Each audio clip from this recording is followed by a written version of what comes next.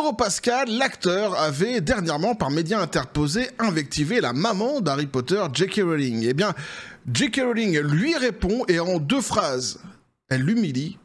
On voit ça ensemble.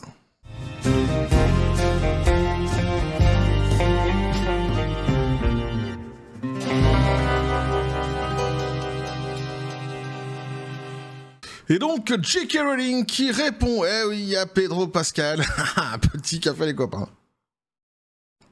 Ouais, je vous avais dit lors de la précédente vidéo, justement, où j'avais fait mention des invectives de Pedro Pascal à l'encontre de J.K. Rowling, que si elle venait donc au demeurant répondre à ces invectives, je ferai une vidéo pour vous donner sa réponse. Donc elle a répondu, ça tient en 2 lignes, et c'est une véritable humiliation pour Pedro Pascal, celui qui est absolument partout et qui commence à agacer absolument tout le monde, surtout avec ses orientations politiques qui sont de plus en plus mises en avant.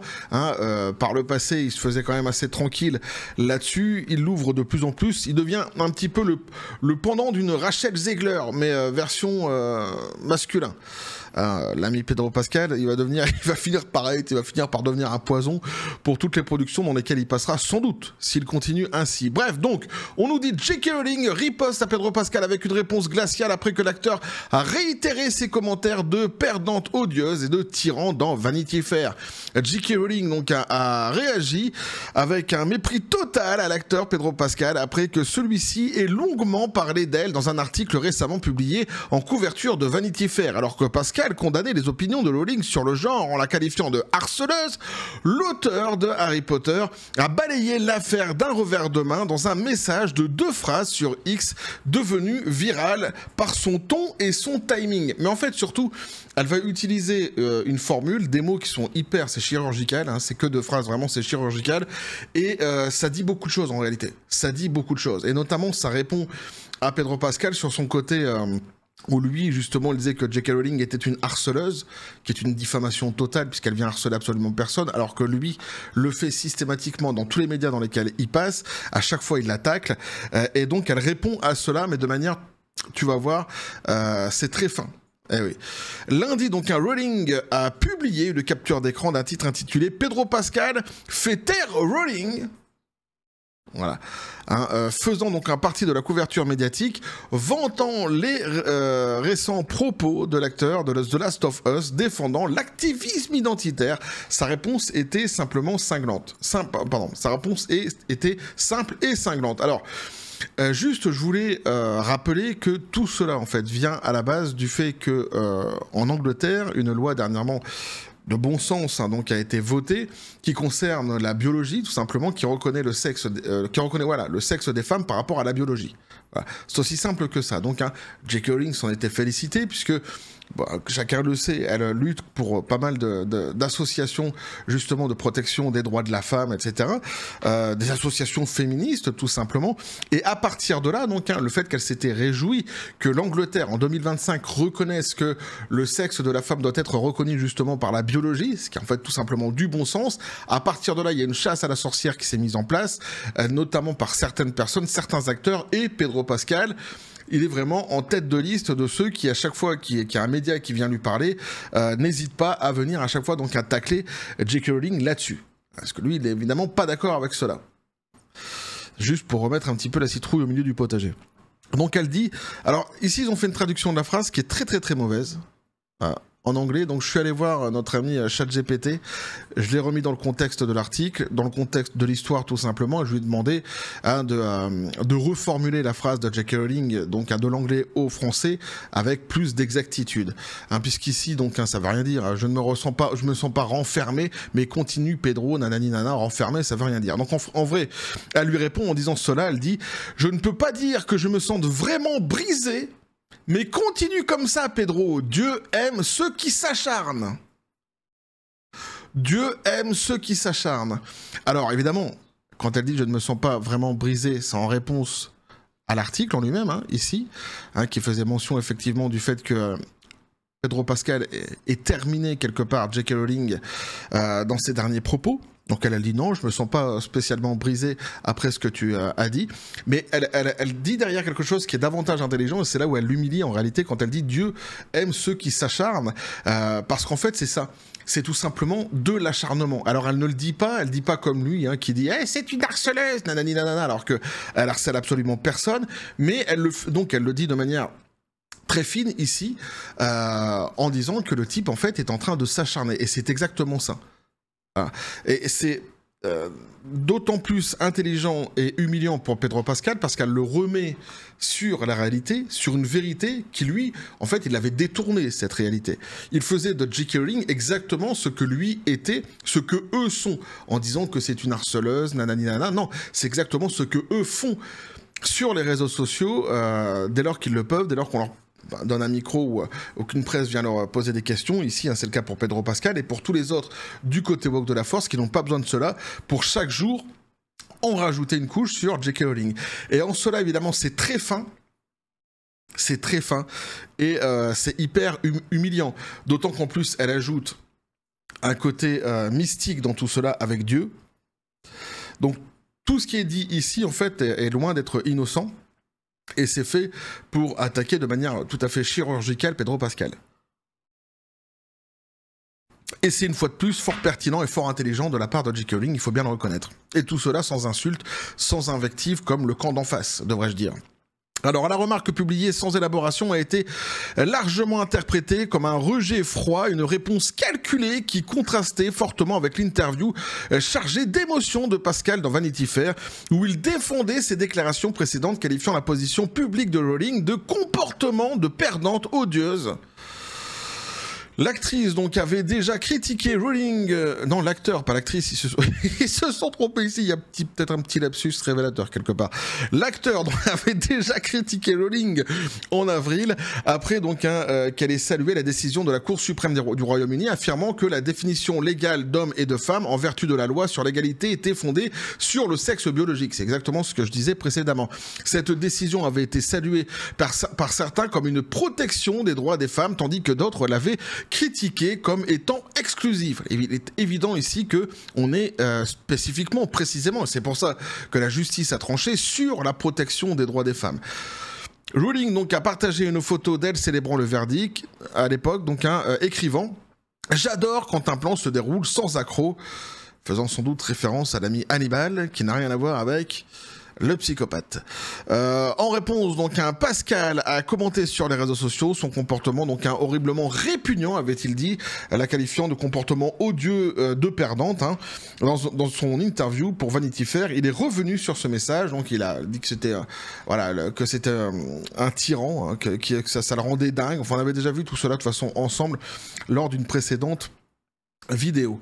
Le cadet de Pascal s'est publiquement identifié à une identité de genre différente de son sexe de naissance et Pascal a pris publiquement position sur ce sujet, sur des sujets connexes, multipliant les apparitions sur le tapis rouge et les interviews pour exprimer son point de vue. Dans la même interview, sa sœur aînée, Raviara, je ne sais pas comment ça se dit, a défendu donc ses propos passés à l'encontre de Rowling, réaffirmant que ses critiques étaient personnelles, mais Rowling, qui a toujours affirmé que ses opinions étaient ancrées dans son expérience personnelle et son souci de sécurité des femmes, s'est montrée peu encline à intensifier les échanges. En 2020, elle a publié un long essai personnel relatant son histoire de survivante d'abus.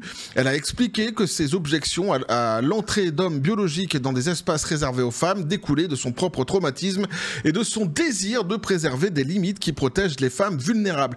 Mais t'as pas besoin en fait d'avoir un background, d'avoir un passé qui peut justement t'expliquer eh bien ici la dangerosité qu'il pourrait y avoir dans le fait que des hommes puissent venir, même s'ils se considèrent femmes, dans des abris, dans des refuges pour femmes battues. En fait, t'as pas besoin d'avoir un passé significatif pour le comprendre. N'importe qui a un petit peu d'humanité peut comprendre qu'une femme qui s'est fait défoncer la tronche par un homme n'a pas envie, lorsqu'elle va dans un refuge pour femmes battues, se retrouver face à des traits masculins face à elle.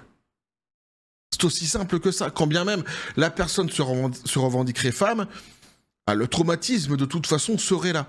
Donc effectivement, il faut protéger les femmes dans ces situations-ci et donc rendre uniquement ces centres accessibles aux femmes biologiques. C'est aussi simple que ça. Donc elle disait donc par le passé, je mentionne ces choses maintenant non pas dans le but de susciter la sympathie, mais par solidarité avec le grand nombre de femmes qui ont des histoires comme la mienne, qui ont été traitées de fanatiques parce qu'elles s'inquiétaient des espaces non mixtes, avait-elle écrit à l'époque. Malgré donc les critiques régulières des célébrités de la presse, Rowling a largement évité les échanges directs. Son dernier message de seulement 16 mots semble réfuter le récit médiatique selon lequel Pascal l'aurait éteinte, l'aurait réprimée. Donc c'est la première fois que Rowling répond publiquement à Pedro Pascal par son nom. La dernière fois on avait vu que déjà lui avait répondu mais sans le citer. C'était à ça ciblé Pedro Pascal, mais elle ne citait pas son nom. Ici, effectivement, elle le cite. Malgré donc ses précédentes insultes. En avril, après l'emportement initial de Pascal, Rowling est restée silencieuse. Cependant, peu après la diffusion virale de ses remarques, beaucoup ont remarqué qu'elle avait discrètement remplacé sa bannière X par une image de poupée aux cheveux colorés alignés. Une décision largement interprétée comme une réponse subtile donc à Pedro Pascal. Voilà. D'ailleurs, c'est pas la seule réponse qu'elle avait donné, on en avait donné d'autres. Effectivement, ici, donc c'était en images, mais même avec des phrases. On avait vu ça ensemble par le passé, mais qui ne citaient pas Pedro Pascal systématiquement. D'ailleurs, jamais. C'est la première fois qu'elle le cite, effectivement. Donc, un Pascal avait été photographié quelques jours plus tôt avec un t-shirt sur lequel était inscrit Protect Dolls, donc protéger les poupées, d'où la symbolique de l'image de la poupée avec les cheveux multicolores qu'elle avait mis donc sur son X, une expression associée au militantisme identitaire. Le moment choisi par Rowling pour changer de bannière, associé à ce clin d'œil visuel, a laissé entendre qu'il s'agissait d'un contrepoint voilé. Donc pourtant, elle a refusé de commenter à l'époque et a évité de nommer Pascal directement jusqu'à maintenant. Avec sa courte réponse, cette semaine, Rowling est passée du symbolisme indirect au rejet direct, mettant fin au récit médiatique selon lequel Pascal l'avait en quelque sorte réduite au silence avec une seule phrase sardonique. Quant à Pascal, il demeure l'une des figures les plus marquantes d'Hollywood et il incarnera bientôt Reed Richards dans le prochain reboot des 4 Fantastiques de Marvel. Rowling, quant à elle, poursuit son travail sur la prochaine série télévisée Harry Potter en développement chez HBO où elle est productrice et directrice artistique. D'ailleurs, concernant cette fameuse série, il y a des rumeurs qui continuent à courir concernant justement le rôle de Severus Rogue qui est aujourd'hui campé par Papa Essiedu. Certains disent donc qu'il a été viré justement par la production à cause notamment des objections de J.K. Rowling. Pour l'instant, tout cela est faux. D'abord, elle n'a objecté sur rien du tout. D'ailleurs, elle est venue dans les médias pour dire qu'elle ne ferait pas d'objection à ce choix de casting. Malheureusement, j'ai presque envie de dire, puisqu'en fait, tous les fans d'Harry Potter s'attendaient justement à ce qu'elle vienne monter au créneau et qu'elle fasse en sorte justement que le casting respecte tout simplement les descriptions des personnages qu'elle avait faites dans ses propres livres. Donc déjà, ça, on le regrettait. Et quoi qu'il en soit, j'avais donc déjà expliqué que si d'aventure Papa Essiedu devait être viré, ce sera pas à cause des dires de J.K. Rowling, ce sera tout simplement à cause du risque qui est pris actuellement par HBO, puisque ils ont les remontées évidemment de tous les réseaux sociaux, etc. Ils voient le mécontentement des gens. C'est une série qui va coûter une blinde, qui coûte déjà très très cher.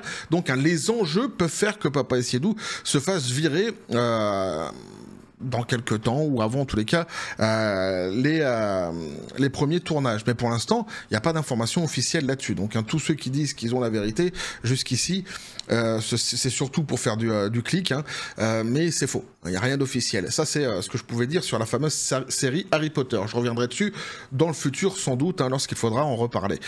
Quoi qu'il en soit, ici, voilà, donc c'est une réponse en 2 lignes de la part de J.K. Rowling. Elle le fusille littéralement, c'est chirurgical, c'est une humiliation pour Pedro Pascal qui est lourde de sens. On peut la décrypter sous bien des angles d'ailleurs.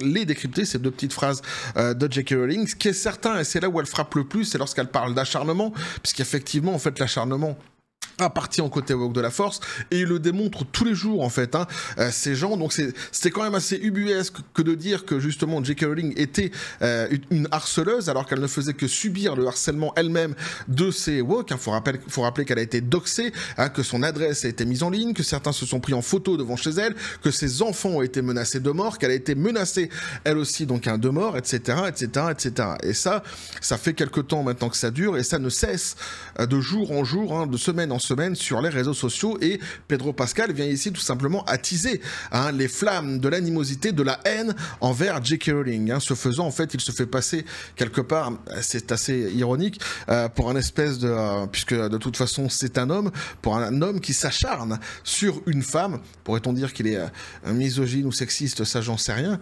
Il vous appartient d'en faire cette description si vous le souhaitez. Moi, ce que je constate surtout, c'est qu'effectivement, c'est un homme qui s'acharne sur une femme. Et ça, c'est certain, et c'est là-dessus qu'elle a resitué clairement le contexte, et c'est vraiment sur ça, à mon avis, que l'humiliation est la plus importante. Bref, voilà ce que je pouvais vous dire là-dessus, les copains. N'hésitez pas à me dire ce que vous en pensez dans les commentaires. Et oui, à vous abonner si le contenu vous a plu, activer la petite cloche pour les prochaines notifications, les prochaines vidéos qui vont arriver, à balancer un like, à partager la vidéo. Vous avez tous mes réseaux sociaux qui sont dans les descriptions des vidéos. N'hésitez pas à venir, à vous abonner à tous ces réseaux sociaux pour donner de la force à la chaîne et aux messages que je diffuse justement sur cette même chaîne. N'hésitez donc surtout pas, X, TikTok, que sais-je encore, Instagram, peu importe. Sur ce, les copains, je vous dis comme toujours, la John Spartan, paix, félicité, pistolet à prout. Qu'est-ce que t'as à dire de tout cela, Pedro Pascal? Vas-y. Ah, il est pas gentil. Ah, il est pas gentil. Non, il l'a dans le pif. Il l'a dans le pif, le Pedro. Je ne traduirai pas ce qu'il a dit ici, parce que quand il a ce ton, je pense que maintenant, pour ceux qui me suivent depuis un moment, vous commencez à le connaître. C'est pas gentil, c'est pas fabuleux. Là, si je le traduis, ma chaîne se fait striker. Mais il l'aime pas. Je peux vous dire qu'il l'a dans le pif. Bref, on va continuer à suivre tout ce délire sur cette même chaîne, toujours. In the joie et in the bonne humeur. Que la force soit avec vous.